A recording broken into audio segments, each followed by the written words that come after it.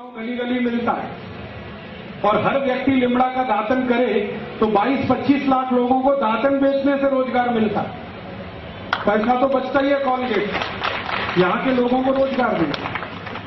माताओं बहनों से निवेदन है कि अमेरिकन कंपनी की क्रीम ना लगाएं, फेयर एंड लवली। आप बोलेंगे जी इसी से तो गोरापन आता है। फेयर एंड लवली को मैंने 4 साल एक भैंस को लगा के देख लिया है, वो अभी भी काली है। दुनिया में ऐसी कोई क्रीम नहीं है जो काले को गोरा बना दे। काला काला है, गोरा गोरा। काला और गोरा होना डीएनए के साथ फिक्स होता है, क्रीम से फिक्स नहीं होता। तो आप ये फालतू में फेयर एंड लवली मत लगाइए, बड़ी महंगी है। 25 ग्राम 40 रुपए की है, 1600 रुपए किलो। 200 रुपए किलो काजू खाइए, 1600 रुपए किलो की क्यों क्रीम लगाते? 400 रुपए किलो बादाम खाइए, 1600 रुपए किलो की क्रीम क्यों लगाते? भाइयों को निवेदन है कि शेविंग क्रीम ना लगाएं अमेरिका की, पामोलिव, ये अमेरिकन शेविंग क्रीम। तो आप बोलेंगे जी दाढ़ी कैसे बनाएं? दूध से दाढ़ी बनेगी। थोड़ा दूध ले लीजिए, चेहरे में लगाइए, रेजर चलाइए, बहुत चिकनी दाढ़ी बनती है। 10 साल से मैं कर रहा हूं। 4 फायदे हैं। पहला फायदा है कि दूध लगाओ तो चेहरे की चिकनाई बढ़ती है, तो रेजर आसानी से चलता है, तो ब्लेड की लाइफ बढ़ जाती है। एक ब्लेड 8-10 बार दाढ़ी बना देता है। दूसरा फायदा है कि दूध से दाढ़ी बने तो दूध की बिक्री बढ़ती है, मुनाफा खेडूतों को मिलता है। तीसरा फायदा, दूध लगाओ तो क्लींजिंग एजेंट है दूध, चेहरे की गंदगी सारी निकाल देता है, तो चेहरा चमकता है, फोकट में स्मार्ट हो जाते हैं। मुफ्त में स्मार्ट बनने का फॉर्मूला बता रहा हूं, दूध से दाढ़ी बनाए। और आप सभी से विनती है कि दूध से भी नहाइए, दाढ़ी तो बनाइए, आप सब दूध से नहाइए, क्योंकि भारत में कहा जाता है दूधो नहाओ पूतो फल। कभी किसी ने नहीं कहा लक्स लगाओ पूतो फल या लाइफबॉय से नहाओ पूतो फल। दूध से ही नहाने पर कहा गया। दूध से नहाने का फायदा क्या है? दूध बहुत इस्तेमाल होता है नहाने में, 2-3 चम्मच उसको लगाइए, रगड़ लीजिए और पानी से नहा लीजिए, गंदगी निकल जाती है। दूध जो है ना सबसे अच्छी क्लींजिंग करता है। सारे 5 स्टार ब्यूटी पार्लर में मिल्क क्लींजिंग ही होता है। बस इतना ही है कि वो 500 रुपए में करते हैं, मैं फोकट में बता रहा हूं आपको। अगर ब्यूटी पार्लर मिल्क क्लींजिंग कर सकते हैं तो आप भी कर सकते हैं ना अपने घर में। मेरा एक ही कहना है, अमेरिकन साबुन नहीं बिके, अमेरिकन क्रीम ना बिके, अमेरिकन टूथपेस्ट ना बिके, और अंत में अमेरिका की दवा मत खाइए कोई भी। बहुत अमेरिकन कंपनियां यहां के दवाएं बेच रही हैं, जैसे विक्स, ये अमेरिकन कंपनी की दवा है विक्स, बेनेड्रिल, और अमेरिकन कंपनी की दवाएं हैं। एली लिली एक बड़ी अमेरिकन कंपनी है, जॉनसन एंड जॉनसन एक बड़ी अमेरिकन कंपनी है, प्रॉक्टर एंड गैम्बल, ये सब दवाएं बेचने आए हैं, धंधा करने। इनकी दवाओं पे कभी भरोसा मत करिए, क्योंकि जो दवाएं वो यहां बेच रहे हैं वो दवाएं अमेरिका में बंद हैं 20 साल से, और गवर्नमेंट ऑफ अमेरिका ने उनको पॉइजन डिक्लेयर किया। वो दवाएं यहां पर धड़ल्ले से बेच रहे हैं। आपको अमेरिका की सबसे खतरनाक जो दवा दी जा रही है आजकल, वो हार्ट पेशेंट को दी जा रही है। आप में से किसी को भी भगवान न करे हार्ट अटैक आए, लेकिन आ गया तो आप जाएंगे डॉक्टर के पास। आपको मालूम है कि एंजियोप्लास्टी ऑपरेशन आपका होता है। एंजियोप्लास्टी ऑपरेशन में एक स्प्रिंग डाली जाती है आपके शरीर में, उसको स्टंट कहते हैं। ये अमेरिका से आता है, और ये स्टंट जो अमेरिका से आता है उसका कॉस्ट ऑफ प्रोडक्शन $3 के आसपास है, और यहां लाकर वो 2.5 लाख रुपए में बेचते हैं। ऐसे लूटते हैं। और एक बार हार्ट अटैक में एक स्टंट डालेंगे, दूसरे में दूसरा। डॉक्टर को कमीशन है, इसलिए वो बार बार कहता है एंजियोप्लास्टी कराओ, एंजियोप्लास्टी कराओ। आप मत कराइए। फिर आप बोलेंगे क्या करें? मैं आपको बहुत दावे से कह रहा हूं ये बात, एक डॉक्टर की हैसियत से, क्योंकि मैं होम्योपैथी डॉक्टर भी हूं। कभी भी स्टंट का ऑपरेशन आज तक किसी को सफल हुआ नहीं, सक्सेस हुआ नहीं। कारण क्या है? आपकी जिस वाहिका में स्टंट डाला जाता है नली में, वो स्टंट इतना बड़ा है, नली में यहां उन्होंने फिक्स कर दिया, तो स्टंट के आगे और पीछे फिर ब्लॉकेज हो जाए और सेकंड हार्ट अटैक फिर आएगा। तो फिर वो कहेंगे दूसरा स्टंट लगवा लो, और इसी चक्कर में आपकी जिंदगी निकल जाएगी, लाखों रुपए लूट के ले जाए। तो आप बोलेंगे जी क्या करें?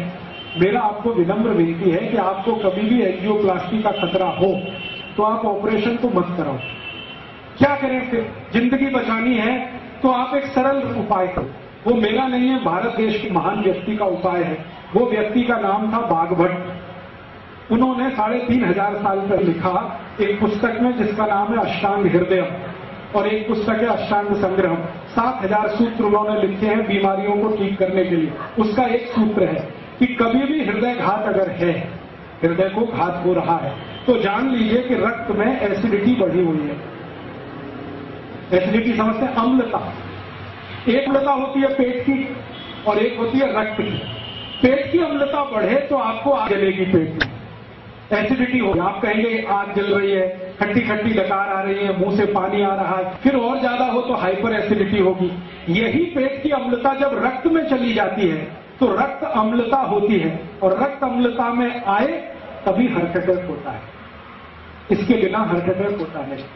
ये आयुर्वेद का सबसे बड़ा सच है जिसको कोई डॉक्टर आपको बताता नहीं, क्योंकि इसका इलाज बहुत सरल है। इलाज क्या है? भारती जी कहते हैं कि रक्त में अम्लता अगर बढ़ गई है तो ऐसी चीजों का उपयोग करो जो क्षारीय है। आप जानते हैं 2 तरह के केमिकल्स होते हैं, एक अम्लीय और एक क्षारीय, एल्केलाइन और एसिडिक। अभी अम्लीय और क्षारीय को मिलाएं तो क्या होता है? अम्ल और क्षार को मिलाओ तो न्यूट्रल होता है कि नहीं? तो भागवती जी कहते हैं कि रक्त में अम्लता बढ़ी हुई है तो क्षारीय चीज खाओ तो रक्त की अम्लता न्यूट्रल हो जाएगी, माने हार्ट अटैक की जिंदगी में संभावना खत्म हो जाएगी। ये है कहानी। तो आप पूछोगे जी कौन सी क्षारीय चीज है जो हम खाएं? आपके रसोई घर में सवेरे से शाम तक इतनी चीजें हैं जो क्षारीय ही है। अगर उन्हीं को खाना शुरू करो तो हार्ट अटैक ना आए, और कभी आ जाए तो दोबारा आने का चांस ना। क्या क्षारीय चीज है? सबसे ज्यादा क्षारीय चीज आपके घर में है दूधी।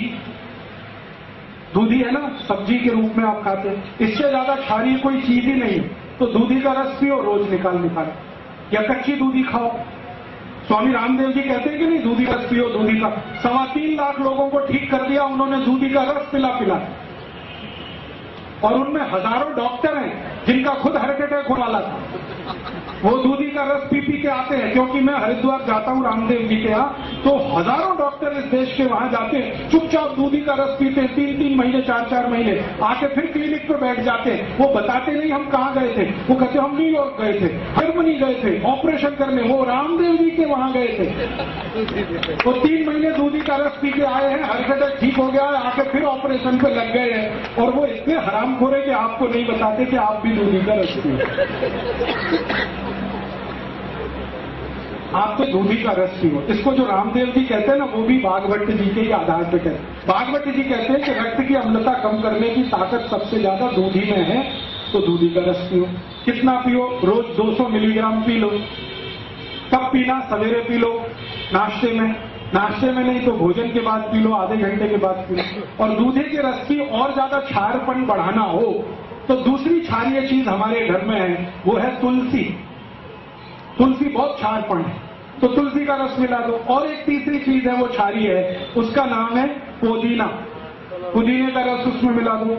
और एक क्षारीय चीज है अपने घर में, काला नमक, और एक है सेंधा नमक। ये काला और सेंधा नमक क्षारीय है, लेकिन बाजार से जो आता है ना आयोडीन युक्त, ये अम्लीय है। ये आयोडीन युक्त नमक के चक्कर में मत फंसना। काला नमक खाओ, नहीं तो सेंधा नमक। तो सेंधा नमक ले लो, थोड़ा दूधी का रस ले लो, थोड़ा तुलसी का रस ले लो, पुदीने का रस ले लो, कोथिंबीर का रस भी क्षारीय है। ये सब क्षारीय मिला के रोज पियो। 3 महीने में आपका ब्लॉकेज निकल जाएगा, अम्लता कम हो जाएगी, 2.5-3 लाख रुपए फालतू खर्च होने से बच जाएंगे। और जो बच जाए तो गौशाला को दान कर देना, तो गौशाला का भी फायदा है। डॉक्टर को देने से अच्छा गौशाला को दे। और एक दूसरी जानकारी आपको दे दूं कि रक्त की अम्लता से अपने शरीर में 48 रोग आते हैं। 48। उसमें से पहले नंबर का रोग है जिसका नाम है हार्ट अटैक। दूसरे नंबर का एक रोग है, यह भी रक्त की अम्लता का ही रोग है, उसका नाम है डायबिटीज। तीसरे नंबर का एक रोग है, यह भी रक्त अम्लता का रोग है, जिसको आप कहते हैं पैरालिसिस। चौथे नंबर का एक रोग है, वो भी रक्त अम्लता का रोग है, जिसको कहते हैं ब्रेन हेमरेज। ऐसे 48 रोग हैं जो रक्त अम्लता से होते हैं। माने रक्त की अम्लता अगर ठीक हो तो 48 रोग ठीक हो जाए। और ये अम्लता ठीक करने के लिए दूधी आपके पास है, कोथिंबीर आपके पास है, पुदीना आपके पास है, काला नमक आपके पास है, सेंधा नमक आपके पास है। और बता दूं, आप में से कोई जैन है, ये उनके लिए नहीं है, अजैन लोगों के लिए बता दूं, गाजर बहुत क्षारीय है। गाजर, भरपेट गाजर खाओ, जब तक मिले खाओ, कद्दूकस में घिस घिस के खाओ, रक्त की अम्लता सबसे कम करती। मूली रक्त की अम्लता कम करती है। गाजर है, मूली है, चुकरकंद, बीन्स जिसको आप कहते हैं, ये बहुत रक्त की अम्लता को कम करता है। जमीन के नीचे जो कुछ भी होता है, शेंगदाना, मूंगफली, ये रक्त की अम्लता को कम करती है। गुड़ रक्त की अम्लता को कम करता है। तो जितनी चीजें रक्त अम्लता को कम करती हैं वो घर में हैं। इनको आप खाते रहोगे तो 48 बीमारियों से बचे रहोगे, फालतू की दवा खाने की जरूरत नहीं। अब एक दूसरी जानकारी कि रक्त की अम्लता से जो 48 रोग होते हैं, ऐसे उल्टा भी है, रक्त क्षारीय हो जाए तो भी लगभग 25 से 30 रोग होते हैं। तो आप बोलेंगे अब इसके लिए क्या करें? अगर रक्त क्षारीय हो गया है तो अम्ल की चीजें ज्यादा खाओ, अम्लीय चीजें ज्यादा खाओ। अम्लीय चीजें क्या है आपके पास? संतरे का रस, मौसम्बी का रस, नींबू का रस, अनार का रस, ये सब अम्लीय चीजें हैं। इनको ज्यादा खाने लगो, क्षारपन ठीक हो जाएगा तो क्षारीयता की बीमारियां खत्म हो जाएगी। तो आप बोलेंगे और क्या करें? 2-3 बातें और कर लो तो अच्छा है, मैं करता हूं वो आप भी कर लो। बीमारी मत पड़ो, चक्कर ही नहीं है सारा। ये तो सब झंझट तब है जब आपकी अम्लता बढ़े या क्षारता बढ़े। आप बीमारी मत पड़ो, स्वस्थ रहो, तंदुरुस्त रहो, मस्त रहो। मैं जब आया था ना वापी, तब से आज तक कोई डॉक्टर के पास नहीं गया, 10 साल हो गए, और अगले 10 साल जाने की तैयारी नहीं है मुझे, जब तक कि कोई मुझे गोली से ना मारे और बम ब्लास्ट में ना मारे, तब तक तैयारी नहीं है। मेरी गलती से तो मैं बीमार होता नहीं। आप भी वो गलती मत करो। आप बोलोगे जी हम क्या गलती कर रहे हैं? छोटी छोटी कुछ गलतियां जो रोज हम करते हैं वो हम कर दो, बीमारी ही नहीं आए। मैंने वो बंद की है। जब से मैंने भागवत का अष्टांग हृदयम पढ़ा, तब से मेरी जिंदगी में मैंने कुछ नियम बनाए, वो आप भी बना लें। भागवत ने अष्टांग हृदयम में 10 नियम कहे हैं जो कोई भी पालन करे तो जिंदगी में बीमार ना हो। मैं वो नियम पालन करता हूं, आप भी करें। बहुत सरल है, बहुत आसान है, कोई भी कर सकता। क्या नियम है? भागवत ने सबसे पहला नियम बताया, जिंदगी में कभी बीमार नहीं पड़ेंगे आप। वो ये कहते हैं खाना खाने के तुरंत बाद पानी मत पियो। उन्होंने संस्कृत में कहा भोजनांते विषमवारी, भोजन के अंत, भोजनांते माने भोजन अंते, विषमवारी, विष माने जहर। तो भोजन के अंत में पानी जहर जैसा है, ये है सूत्र। तो भोजन के अंत में पानी मत पियो। आप बोलेंगे जी कब तक ना पिए? 1.5 घंटे तक मत पियो, उसके बाद पी लो। तो आप कहेंगे बड़ी मुश्किल बात है, 1.5 घंटे कैसे रहे बिना पानी के? तो भागवत जी कहते हैं कि भोजन के तुरंत बाद कुछ पीना है तो छाछ पी लो, और कुछ पीना है तो दूध पी लो, और कुछ पीना है तो कोई फल का रस पी लो, जूस। पानी 1.5 घंटे बाद पियो। अब तो चल जाएगा। खाना खाते ही अगर प्यास लग रही है तो जूस पी लो, गिलास भर के, 2 गिलास भर के। जूस कौन सा पिए? जो सबसे सस्ता मिलता हो जिस सीजन में, सबसे सस्ता। सबसे सस्ते से मतलब है ज्यादा उत्पाद होगा तभी सबसे सस्ता होगा। आजकल जो सबसे सस्ता जूस है वो शेरडी का है, गन्ने का पियो। जब भी खाना खाओ गन्ने का रस पी लो, और थोड़े दिन के बाद संतरे का रस आ जाएगा, फिर द्राक्ष का आ जाएगा, अंगूर का आ जाएगा। तो जो रस मिलते हैं बाजार में या सीजन के फल हैं, वो रस पियो खाने के तुरंत बाद। या तो छाछ पियो, नहीं तो दूध पियो। रस पीने का तरीका है सवेरे पीना, छाछ पीने का है दोपहर पीना, दूध पीने का रात को पीना। खाने के तुरंत बाद दूध पीना है, छाछ पीना, रस पीना है। सुबह खाना खाया तो जूस पीना, दोपहर खाया तो छाछ, रात को तो दूध। अगर पानी पीना है तो 1.5 घंटे बाद ही पीना। क्यों? कारण उसका यह है कि आपने जो कुछ खाया वो पेट में गया, पेट में जाते ही इसमें आग जलती है खाने का पाचन होने के लिए। उसको कहते हैं जठर अग्नि। जठर एक स्थान है जहां पर भोजन जाता है, वहां अग्नि जलती है, जठर अग्नि। इस अग्नि को जलने में 1.5 घंटा लगता है। तो जब तक अग्नि जल रही है पानी मत पियो। अगर पी लिया तो अग्नि बुझ जाएगी, अग्नि बुझेगी तो खाना नहीं पचेगा, खाना नहीं पचेगा तो सड़ेगा। सड़ा हुआ खाना सारे रोग पैदा करेगा जिनके नाम मैंने थोड़ी देर पहले लिए। इसलिए भागवत कहते हैं खाने के बाद पानी मत पियो। कर सकते, आसान है। स्वस्थ रहने के लिए तो कुछ भी कर सकते हैं। तो ये आसान नियम है। दूसरा नियम है भागवत जी का, वो ये कहते हैं कि पानी जब भी पियो घूट घूट भर के पियो, थोड़ा थोड़ा सिप सिप करके पानी पियो। गट गट गट गट गट गट पानी मत पियो। एक सिप पिया, दूसरा सिप, तीसरा सिप। क्यों पीना भाई? कारण ये है कि मुंह में बनती है लार, स्लाइवा, ये होती है क्षारीय। पेट में बनता है अम्ल जिसको हाइड्रोक्लोरिक एसिड कहते हैं। तो मुंह की लार और पेट का अम्ल दोनों मिले तो हो जाएगा न्यूट्रल। ये क्षार है, ये अम्ल है। तो पेट हमेशा न्यूट्रल रहे तो बार बार लार अंदर जानी चाहिए। तो पानी अगर घूट घूट पिए तो ज्यादा लार अंदर जाएगी। इसलिए भागवत कहते हैं पानी हमेशा घूट घूट पिए। ये पक्षी है ना, सब ऐसे ही पानी पीते। चिड़िया देखो पानी पीती है, एक ड्रॉप उठाएगी पानी का, फिर ऐसे ऐसे करेगी, फिर पिएगी। बाघ की पक्की चेली है सारी चिड़िया, बिना किसी कॉलेज में जाए वो सीखती है। आप इतने बड़े होशियार लोग हैं, आपको ये नहीं मालूम कुत्ता कैसे पानी पीता? चाट चाट के। बाघ का चेला है ये कुत्ता। हाँ, सारे जानवर पानी ऐसे ही पीते। गाय को देखो, पहले पानी को मुंह में भरेगी, फिर थोड़ी देर रोकेगी, फिर पिएगी ताकि लार अंदर जाए। तो जानवर कर सकते हैं तो आप भी कर सकते हैं। आप तो पढ़े लिखे हैं, होशियार। तो पानी घूट घूट पीना शुरू कर दो। दूसरा नियम। तीसरा नियम है ठंडा पानी कभी मत पियो। ठंडा पानी उन्होंने कैसे लिखा? ये नहीं लिखा ठंडा पानी मत पियो, उन्होंने लिखा है शरीर के तापमान से कम तापमान का पानी मत पियो, माने ठंडा पानी मत पियो। अब ठंडा पानी से मतलब फ्रिज का पानी मत पियो, बर्फ डाला हुआ पानी मत पियो। क्यों नहीं पिए? मैंने इसका देखा एक्सपेरिमेंट करके कई मरीजों पर। जो लोग बहुत ठंडा पानी पीते हैं ना, उनकी लार्ज इंटेस्टाइन संकुचित हो जाती है। लार्ज इंटेस्टाइन और स्मॉल इंटेस्टाइन शरीर में जो है, तो ज्यादा ठंडा पानी पियो तो लार्ज इंटेस्टाइन वैसे ऐसी होती है, ठंडा पानी पीते ही ऐसे होती है। और दिन में 10 बार आपने पिया तो 10 बार ये ऐसे ऐसे होती है। फिर रोज पीते रहे तो ये परमानेंट ऐसे हो जाए। अब जब लार्ज इंटेस्टाइन संकुचित हो गई तो सवेरे आप जब संडास घर में जाएंगे तो पोट साफ होगा ही नहीं, क्योंकि ये संकुचित है।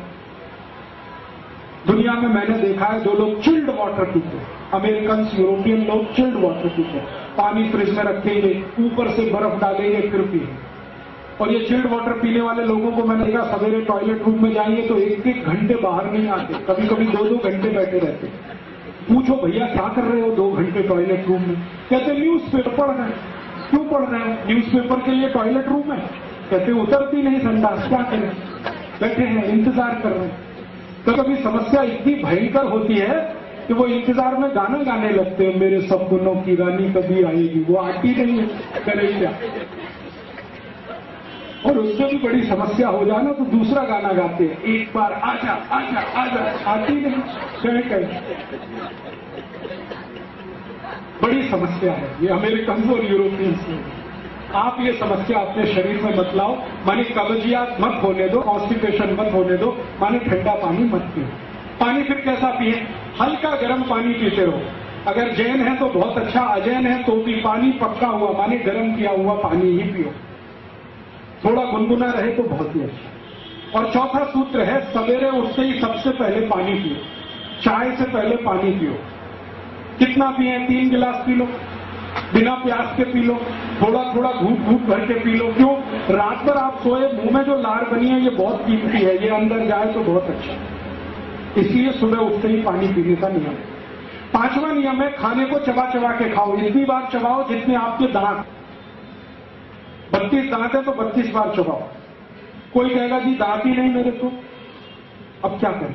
तो मसूड़े हैं ना, वो दांत के जैसे ही हो जाते हैं। अगर दांत निकल गए तो मसूड़े दांत के जैसे हो जाते हैं, तो धीरे धीरे चबा के आप खा सकते हैं, ऐसी कोई तकलीफ। तो खाना धीरे धीरे चबा चबा के खाओ।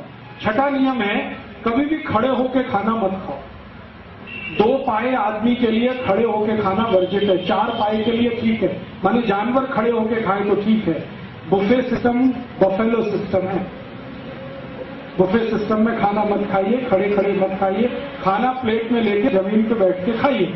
आप बोलेंगे जी शादी में गए हैं तो क्या, एक प्लेट में खाना लेके कहीं बैठ के खाइए, तो आप कहिए दूसरे लोग हंसेंगे, हंसने दीजिए, वो मूर्ख है इसलिए हंस रहे हैं। मूर्ख लोग बहुत बार हंसते।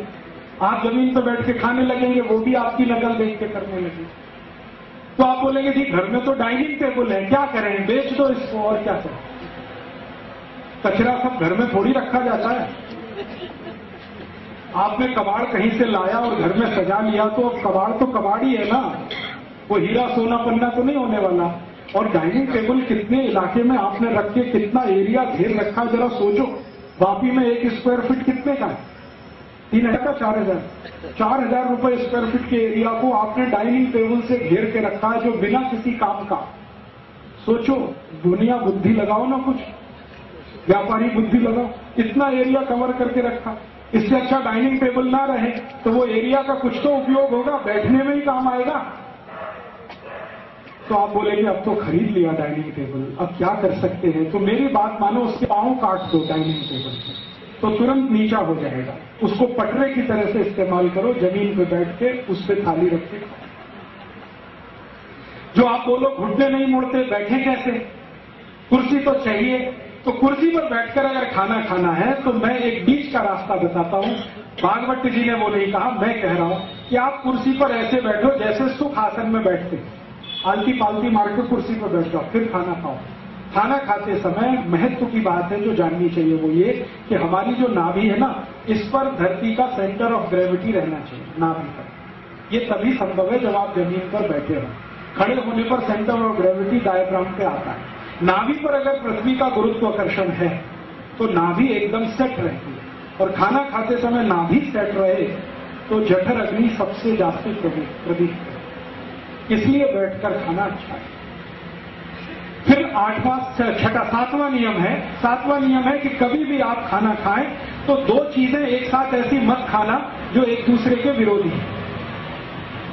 जैसे दूध और दही कभी साथ में नहीं खाना, उड़द की दाल और दही कभी साथ में मत खाना, दो टूटने वाली दो दाल जिनको द्विदल कहते हैं उनको दही के साथ मत खाना। खाना ही हो तो दही को गर्म कर लेना फिर खाना। कभी भी कांदा माने प्याज और दूध साथ में नहीं खाना।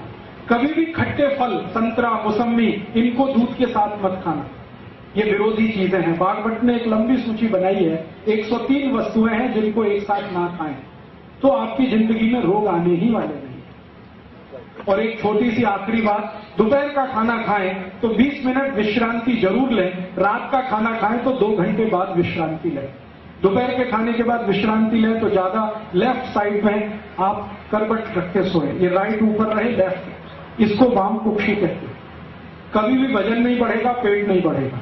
जो सीधे सोएंगे तो पेट भी बढ़ेगा, वजन भी बढ़ेगा। दोपहर को खाने के बाद हमेशा लेफ्ट में सोएं, और रात को जब सोएं तो 2 घंटे बाद सोएं खाने के बाद। और सोते समय एक चीज का ध्यान रखें कि सिर ज्यादा से ज्यादा पूर्व में रहे, सूर्य की दिशा में रहे, या कोई बहुत इमरजेंसी हो तो दक्षिण में रहे।